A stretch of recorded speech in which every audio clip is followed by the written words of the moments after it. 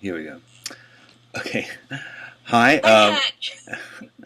Hi, this is Danny, and I'm here with Liz Steele in Australia. And Liz is in my new book. Here we have it, An Illustrated Journey. Liz, you're going to pretend that you're seeing this for the first time, even though you actually saw it a minute ago when we failed to record this properly. And Liz, I just want to quickly flip through your pages so you can see that you are, in fact, in here. And there's actually page after page of your drawings and your watercolors. It's kind of. I think they look fantastic in the book.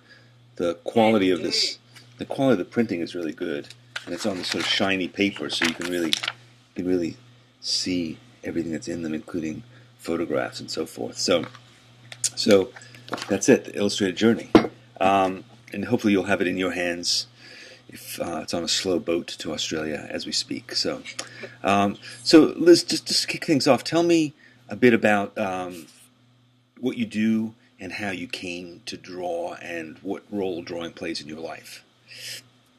Okay, well, I'm an architect, so drawing has been part of my life as an architect for 20 years. I draw to think. I draw as a part of process. I'm drawing all the time, designing, marking up drawings, just as a part of a process. It's not like an image making thing. It's a process driven pen, draw as fast as I can, and I get incredible creative buzz out of the drawing as part of the design process. And I've always known that as an architect I should keep a sketchbook, but never knew how to do it. And then about 6 years ago, I had a friend from Scotland who came to live with me. She bought a little watercolour, a little Cotman, white little plastic Cotman set. I'd never seen watercolour in pan before, and it was like a blinding moment. I just thought, that is what I want to do. So the next day I went to the art store, bought my own version, and I said, can you give me a lesson how to use it? And I just started. And then I remembered that I had actually bought a book called Everyday Matters through an Amazon recommendation Yeah, I've heard about of that. 3-4 years earlier, because I was trying to do colouring in Photoshop, and for some reason it thought I needed to get it. So I got the book out. I thought, Danny Gregory, interesting. I Googled him. I found his blog. I found out what type of pen. He used a Lamy pen and a moleskin sketchbook. I went out and bought one. And 6 years ago, almost to the day today, I started my first sketchbook. And I just started training. I was going overseas in September that year, so I thought every night I'd come home from work and I'd do a sketch. I was going to learn how to do watercolour. And I just did it. And I travelled 5 weeks in Europe and filled 2 of those sketchbooks, and that was it. And I think actually one important thing, I was on a trip and my camera broke, and I was at a kind of a lookout where a bushfire had gone through, and my friends were taking photos and I was bored, and I suddenly thought, charcoal. So I picked up a burnt stick and started to draw the tree, and I thought that was so much more exciting than taking photos. And that was like the blinding moment where I thought, this is what I want to do. And basically I haven't stopped. You can see behind me, you can't actually because it keeps going and going. There's about 90 to 100 sketchbooks there in that 6 years. Big trips and just my daily life. I don't know. I just can't stop. I'm addicted to it. That's fantastic. Well, you certainly fell for it, hook, line, and sinker. I think an interesting thing is, you mentioned my books, but I feel like the thing that seems to have really transformed you is the Urban Sketcher group. It seems like you're involved with that. Tell us a bit about what Urban Sketchers is and what your involvement is with it. Well, Urban Sketchers is a group started by Gabby in Seattle, and he brought together a whole lot of people that liked sketching their life, and joined, all together in the one blog. And I was very fortunate to come on in the first month, and all of a sudden you just see all these people around the world that do the same thing as you, and then some of the people started meeting each other. The Europeans, they don't have to travel very far. But because I travelled to Scotland a lot, then in 2009 I thought, I'll just contact the Glasgow and the Edinburgh correspondent. Like, what am I doing? I'm meeting these men online, and I just met them, and it's just that kind of started this amazing seeing people's work that you admire online, and then meeting them, and just this whole confidence of being out with other people that sit on the street sketching. And I think for me, the fact that I'm actually out on location is what really drives me. That's where I get the buzz. Like, I can sit at home and do a little project. I'm not interested in that. I'm actually interested in capturing the moment. And I think it's when you actually get outside and there's risk-taking about where you're sitting, whether it's comfortable, whether it's raining, whether someone's going to come and talk to you or not, and whether you're about to having a disaster in your sketch and 10 people come and look over your shoulder. That's actually what drives me. And I think Urban Sketches has really encouraged me and given me a lot of confidence through meeting other people, and also the symposiums. So there's been a number of symposiums, 3 symposiums to date, and I've been to all 3, and where you actually just, the creative buzz of these people that just sketch all the time, just like me, just keeps spurring you on. It's just fantastic. So the symposium is an actual physical meeting where you all get together in some place and talk and draw, and that must be incredibly exciting. Yeah. That sounds fantastic. So people whose work you admire, and you've been looking on the screen, all of a sudden you meet the person and you hold that sketchbook in your hand and you can actually turn the pages. And I think that's really exciting. But then you kind of connect this line work and this painting that you've seen with the actual person, and it becomes so much richer because it's not just about the artwork, it's about the person and how the two connect, and how then you suddenly realise, oh, this artwork is an expression of that person. And then you come home and you see photos of you with this person on their blog and you think, hey, that really happened now. And then all of a sudden you can hear their voice in your head when you read their blog, and they become a personal friend. So you kind of, it just is such a rich experience because it's not just the artwork, but it's the person and the artwork, and it's their story and it's their life that suddenly you become involved in. That's fantastic. I mean, I think it was interesting to me. I had a similar, but I think less rich, perhaps, experience in doing this book, because I had the same thing where I got to go out and reach out to people like you who I'd never met, but I'd always seen your work, and I'd seen your comments on your work online. But I think to then go and actually be able to ask all these questions and to get a kind of an in-depth understanding of where does this person come from, what was their training, what kind of materials do they use in specific detail, all that kind of stuff just really, as you say, it dimensionalizes it and it makes you look at the art differently, because you're looking at the art of a friend, and that's very different than just sort of looking at stuff hanging on the wall of a museum or in a book somewhere. It's a personal document that's an extension of who they are, and also their reaction to the place. Yeah, I think because it's in a sketchbook, it is actually done as a private thing. So we actually sketch privately and then choose to make it public, which is different from when you paint. You're painting as a public thing and it's to be hung on the wall. But when we sketch, it's not necessarily going to be public. Right. So it is actually revealing a more personal. We choose to reveal something personal. So when I travel, I choose to share everything I do on my holiday, my vacation, sorry, I should use the right word. Everything I do, I choose to put my entire sketchbook there. But some of these other ones, some of these more, my personal ones, I only post the pages that I feel like sharing with people. So these books, some of these general ones have got lots of pages that I haven't shared with the world. A lot that I have. Right. I mean, for me personally, I have a different reaction to urban sketchers than I do to the sort of everyday matters people, in that there's sort of two different approaches, I think. To me, the urban sketchers, they tend to be people who like to draw buildings, obviously. And a lot of them are professionals in some way. They're illustrators, or they're architects, or they're involved in the film industry. It seems more that. It's more people who make art professionally, but then are looking for a way to do it personally as well. Versus to me, the everyday matters people seem to be more people who haven't made art at all and are starting to make it for the first time, and are making art generally about their lives. So it's much more personal. I mean, I feel like that difference, is that true from your perception?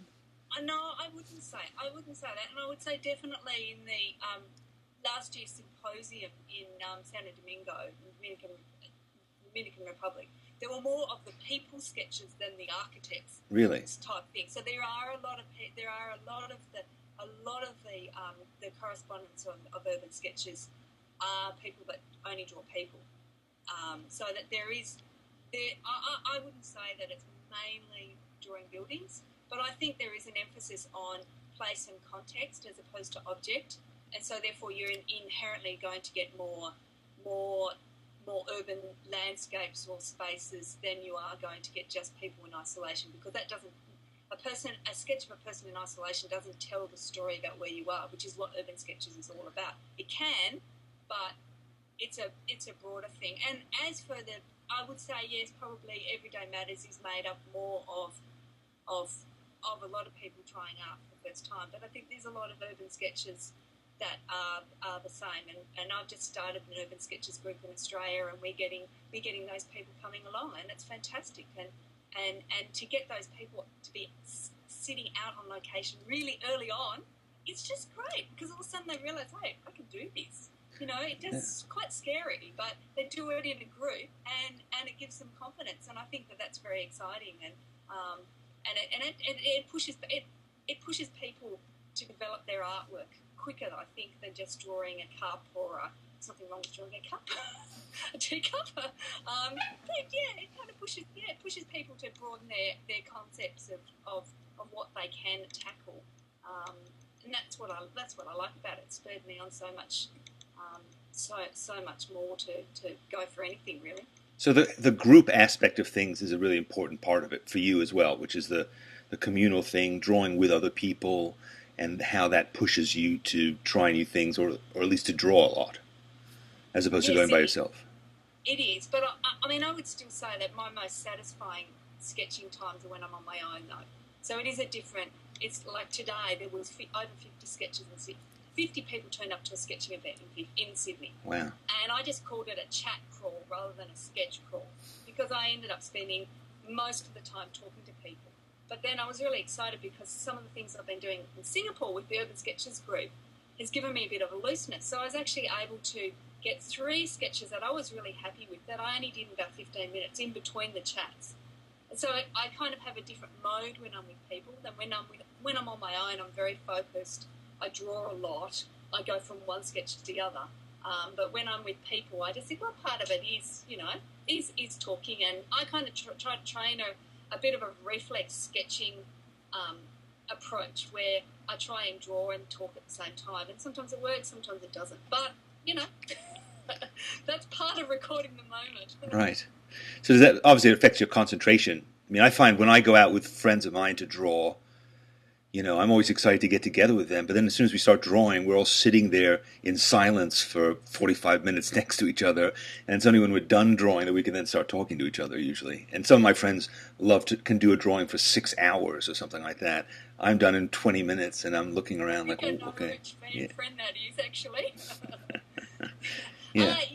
It is true. But sometimes there's a kind of a moment where you're quiet to the beginning, and then you can start talking, or we find that actually we pause mid-sentence and we realise 10 minutes later that the person didn't finish the sentence and the other person didn't answer the question. So it's we kind of chat, and then silence. And then it might start again. And so it's quite an interesting dynamic where you can go out to dinner with a sketching friend and spend a lot of time not talking to them, but then you can talk. You know what I mean? Like we have very strange habits where we just stop mid-sentence. And are people? I think sometimes people wish I didn't have that skill and I just shut up, but sometimes I can't help it. Well, you like to talk, right? I mean, and you seem to like to talk to people. So, are there people in the group who, are shy or aren't used to talking to people? Do you think that this whole experience brings them out? Yeah, I think so. I think it's a very good thing, because even today I was very conscious of the fact that you go up to someone and say, "How's it going?" and they say, "Terrible." There's this very negative attitude about their artwork, and I've only just thought this week, people who love cooking aren't so obsessed with the end result. They enjoy chopping the vegetables. They enjoy the whole process. But for some reason, there's so much negativity about their art, what they're doing on the page, and that there's this degree of perfection that people expect. That I just think, yes, it's good to talk about it. So suddenly realise, everyone to some extent is not satisfied with their sketch, there's some aspect of it that they wish was a bit better, or it's, you know, everyone accepts the fact that it's not a photo of what they're doing, of what they're looking at, but it encourages them when they see other people that are a little bit less worried about the end result, I think. So yeah, definitely.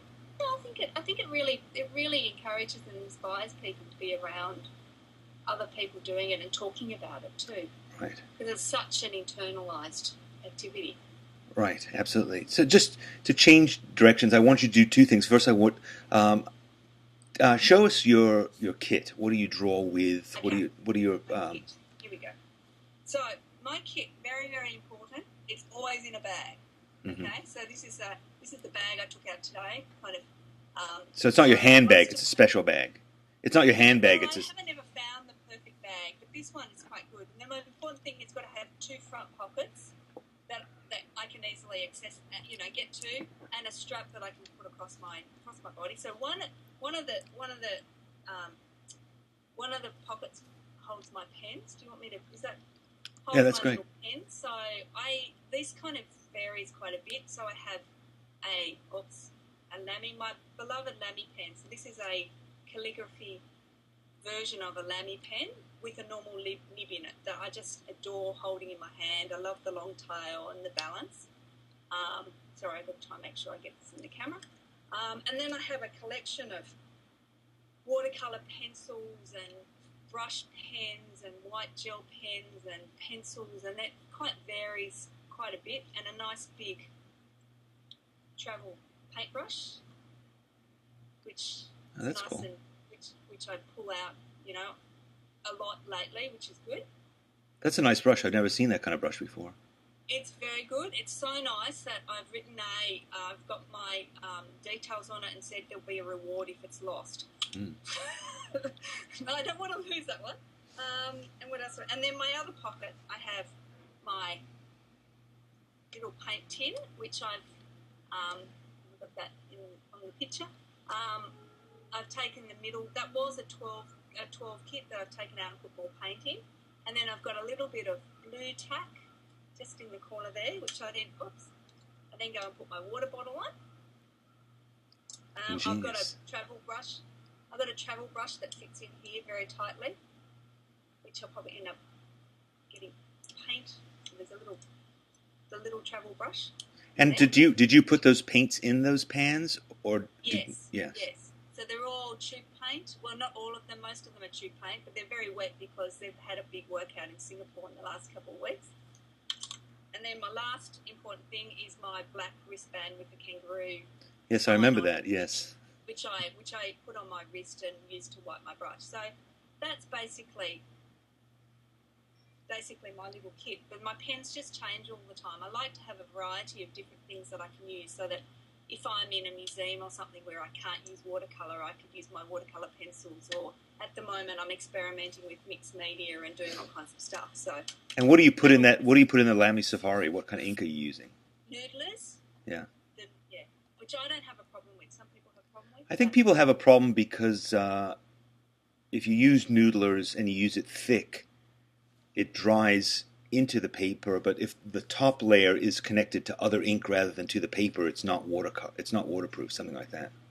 Yes, or if they've got graphite on the paint, if they do something in pencil first, and then so the ink is actually on top of the pencil, not on top of it, and not making contact with the paper. Right, because it's a weird ink that was designed for something to do with currency. It's like you can draw on money with it or something like that. That was its original purpose. I read about it somewhere. I don't remember exactly how it worked, but it definitely has something to do with like anti-counterfeiting. That's its purpose. Right. I'm not quite sure why that was needed, but that's handy to know. I guess I'll try and find out more about that. But okay, well, so the other question I had for you was, you were just in Singapore. You mentioned to me before we started talking on camera that it had transformed your style in some way, or it opened you up in some way. Can you tell me a bit about that? Yeah, well, a couple of things. As you can see, I've got all these sketchbooks here. So I've filled lots and lots of sketchbooks about this size, which are like A5 ones. But before I went to Singapore, because there's such an amazing urban sketches group there, and they all paint on loose sheets of paper and do all kinds of splashy and stuff, I decided to go big. So I've started. Is this the right one? This probably, yeah. So I've gone now to the large A4 size Moleskine watercolour, and I just kind of went a bit crazy. I don't know, you can't even fit this on the camera. Wow. So that I had a few tips shared with me, and I had a couple of cafe sessions with one of the correspondents there, Paul Wang, who pulled out everything in his bag, and he carries a lot more stuff than I do. And I tried now practically everything in his kit on this one sketch, dipping ink in with a chopstick and scraping with credit card and putting salt on the page and mixing it all up. And it just kind of opened me up to different ways of drawing, and also to give up my ink lines, because I have been a bit dissatisfied with my ink lately. And so using a water-soluble pencil, which actually really helps in the looseness of the, what book is it? Like the last day. Yeah, on the last day when I went crazy, I was able to do this of a Chinese temple. It's very complicated with a pencil, and it's really fuzzy, and I've always not been a fan of pencil because it smudges, and I'm left-handed, and I don't know, I'm an ink girl, but I suddenly decided that actually pencil's really nice and really suits my looseness, and So is that pencil dipped in water and then you draw with it? No, it's a kind of it's a Derwent sketching one that it's water soluble. So when you put the watercolor over it, it kind of fades a bit. You don't lose it totally, but it just starts to then, fade it a bit. And I just all of a sudden out of the blue, after saying I don't ever like pencil, I'm suddenly drawing everything in pencil, and that's what I love about this journey. Is I never know what I'm going to be doing in the next 6 months. Something could 4 months ago I didn't put my watercolours in my bag because I was using markers. So I'm on this real journey of experimentation and seeing what comes out, and that's what I love about it. And just go with it, and kind of don't try to stay doing the same thing. Always trying to mix it up. I don't know. No, I think that's really good advice, because I think I have a tendency also to kind of figure it out, to have worked out the best way of doing it. This is the best pen, these are the best watercolors, this is the process. I start in the upper left-hand corner of the page, I work my way down, and I do things in the exact same way, and then after a while it just becomes really tedious. Particularly if you're traveling, I think it's a bit different, just because your subject matter is going to change all the time. But if you're stuck at home and you're just sort of drawing on a regular basis, and you've drawn your couch and your coffee mugs and those kinds of things, and if you're drawing the same thing in the same way, it's bound to get tiresome. I mean, I've started this thing in the last couple of weeks where I just wanted to draw. It's freezing cold outside, so I've just been drawing myself every day just because I'm there. So I draw me, but again, the first few days I was drawing myself, and then I showed them to my son, and he said, "Well, they all look exactly the same." And I was like, "Well, it's me at 7:30 in the morning before I go to work, sitting at the kitchen table. I look the same." And he's like, "Well, but you don't have to be the same." And I thought, that's true. So every day I try and use a different medium. So so I'm just each day trying to do it differently. Or, I'm even to the point now of drawing with crayons and painting watercolor over crayons. So, it's my same old tired face, but it looks different just because of that, and that's the fun of it too, Yeah, exactly. So I'm a bit of a consistency freak. So when I go on a trip, I have to have the same sketchbook for the entire series. So this time I calculated how many pages I would need. I thought there's no way I can finish more than 2 of these in 2 weeks. But I did. I had to buy a third one at a ridiculous price in Singapore, and to start the third one. But what's interesting is, I'd start the day the same way, and I want the consistency because it's all about telling a story and having a book. It's like my travel journals are like a book, a volume. I might do something different. I do something different each time in some form. I introduce collage, or I do headings differently. But I've got to do everything, but start this day the same way. So it's really interesting is that halfway through this book, suddenly I just go a bit crazy, and I actually started experimenting while travelling, which I don't normally do. Normally when you travel, you as you say, you start doing doing a certain thing, and okay, you might develop through it. Like when I had my this big bit here, when I had 11 weeks traveling around the world, my sketching developed over that, but it was a progression. It was, you could see that I was getting more complicated, drawing more complicated things, but my watercolour got stuck in a rut, and I think sometimes with drawing on location, just keep practice. The more you draw, the more the eye-hand coordination helps. But for painting and values and all that kind of stuff, I think sometimes you need to do work in the studio, to do experimental stuff, because otherwise you get out on location and you just fall into the same habits and mixing the same colours or doing, well, I certainly find that. And so what was really amazing about this Singapore trip is I was able to actually do that experimentation while I was there. So I've come home with my style changed to a certain extent, and yet when I look back, I think, oh, actually I can think of a single sketch I did 6 months ago that was like that, or 3 years ago that was like that, and I suddenly think, oh, actually the threads are there, but I just didn't kind of pull them together. So yeah, I just really like the whole thing about developing. But that's what traveling is about, right? I mean, traveling, even if you're not drawing, traveling is supposed to open your mind and change you in some way. Like, that's the difference between just a vacation and a journey, I think, is that you don't just go to unwind, but you go to discover something new, to see how people live, to try different food, and then you come home, and home seems different because you're seeing it with this new eye, And what you're describing with art, I think, is just a really clear manifestation of not just that you've changed as an artist, but in some way, all this travel must have changed you as a person too, I would imagine. I mean, I'm sure if you just stayed, at home over the last few years, you wouldn't be who you are. No, I think it does. It opens your mind. It gives you confidence. A whole lot of stuff really has changed. And I think what you're saying about the journey, I think sometimes people say, what's the best sketching experience you've had, or something like that.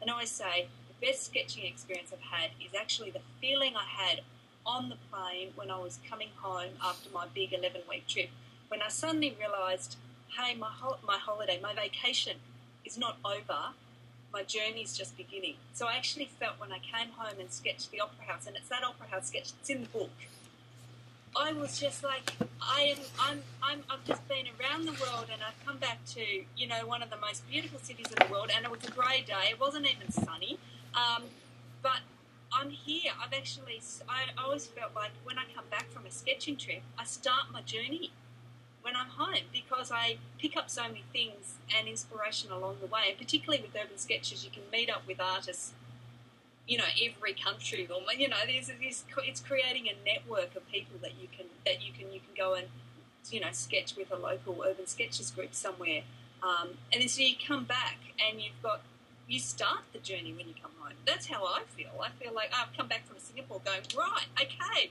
now what am I going to do next? It's not like, oh, my holiday's over. Actually, my biggest feeling is, oh, all that scanning. Why do I sketch so much? Well, now you have those giant books, you won't be able to scan them anyway, won't you? Oh, no, I've scanned them all. They're all up. Oh, yeah. Up even online. Do them in 2 pages at a time and join them together. And yeah. But for me, actually, the blogging is actually part of the journey as well. So I sketch something, and it's not like, oh, I sketch it and then when am I going to find time to scan it? I see the whole process is I see something, I draw it, it's in my book, I come home, I write a few notes, I scan it, I blog about it, mainly for myself. And that's, I write the things that I couldn't write in my book. I write it on my blog or my Flickr, and that's full stop. Okay, that's the entire experience. It's not just about this finished product in here. It's about sharing it, yeah. It's a journey. Even that's kind of like a journey in itself. It's kind of a process. Yeah. Fantastic. All right. Well, thanks very much for chatting with me about all this stuff. I feel like we could probably go on like this for hours, but maybe we'll have to have a regular show discussing all this, the theory behind all this stuff. But thanks very much, and again, look forward to this book coming out. You'll see it soon in your mailbox, and I look forward to hearing what you have to say about it.